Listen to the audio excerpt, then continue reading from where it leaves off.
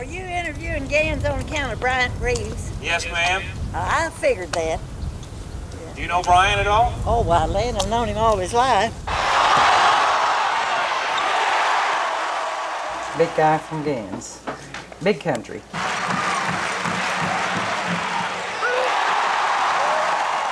I believe he's grown since he left here. It hasn't gone to his head, has it? No.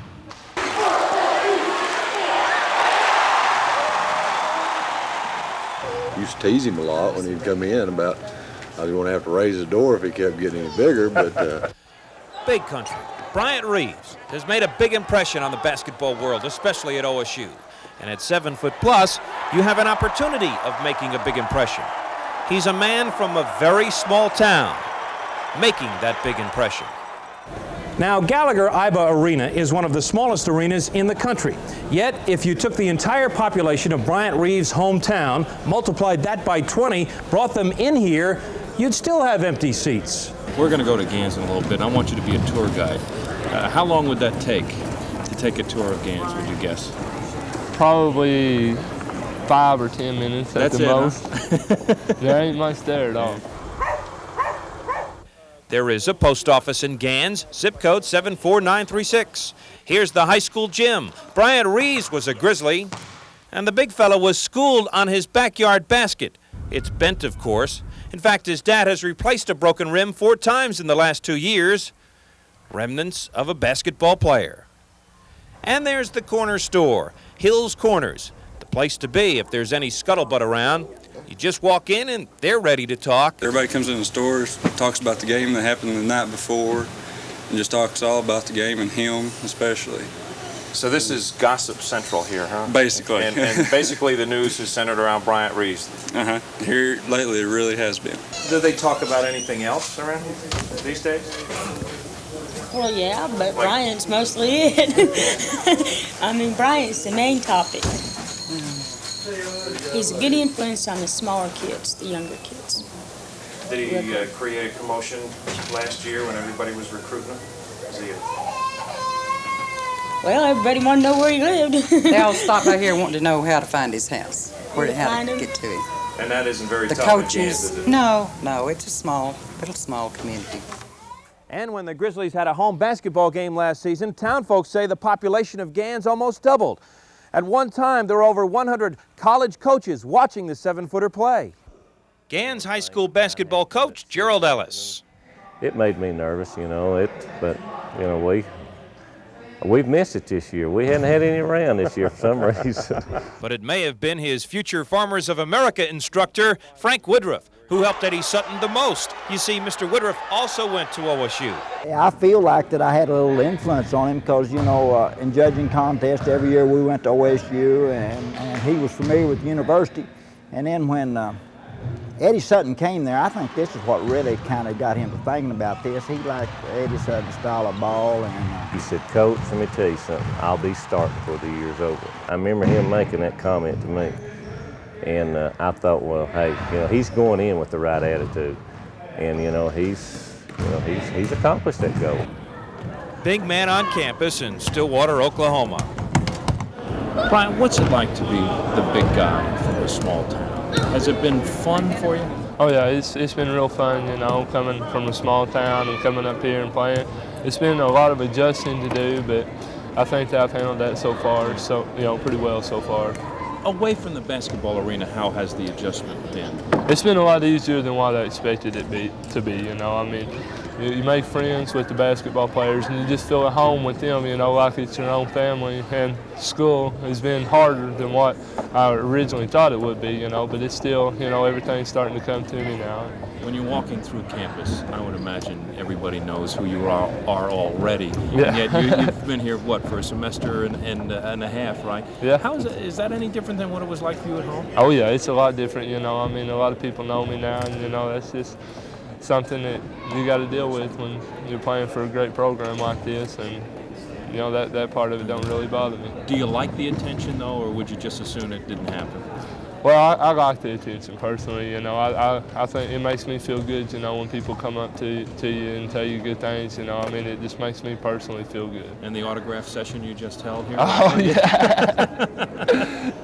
Yeah. We signed quite a few autographs. You know, and that also makes me feel good. You know that we got great fans out there and that really care. In what particular part of your ballgame do you think you've improved the most? Probably on the offensive end. You know, that's one thing that the coaches have really been working with me is when I get the ball, hold it high, take it to the glass, take it in against the man, get fouled and score the shot, you know.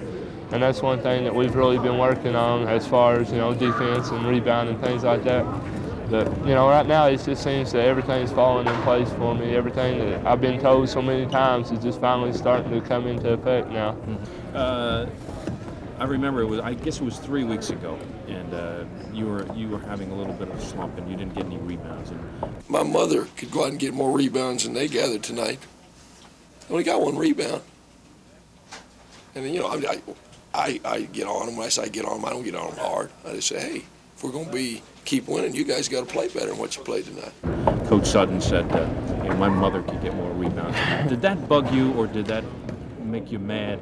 Did that inspire you in any way? Well, it just kind of lit a fire into me. I get, you know, that made me, you know, want to prove to him that I can do better than that, you know, and that's, you know, one thing that I had trouble with there, and, you know, I've gradually come out of that slump and started playing a little better, you know, everything's starting to go great for me. I thought one area that we did a nice job, one player in particular, even though he didn't score very much, was Bryant Reeves.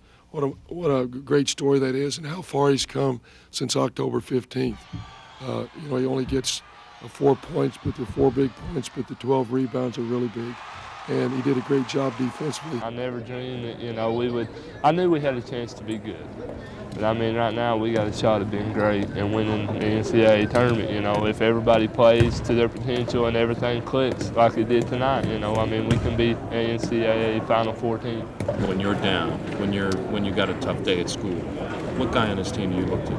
Byron Houston and Corey Williams are the two most that, you know, that not only me look up to, but I think the whole team looks up to them as far as leadership and things, because they're really, you know, two of the nicest people anybody will ever meet, and they'll do anything for you in any way that they can help you, and those two are probably the most two that I look up to.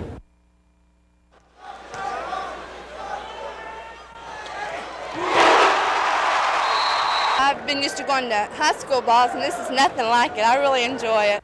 The proudest of all, Carol and Carl Reeves. Every chance they get, they drive the 4 hours to Stillwater to watch their son play. All those broken rims that overlook the town sign are now paying off.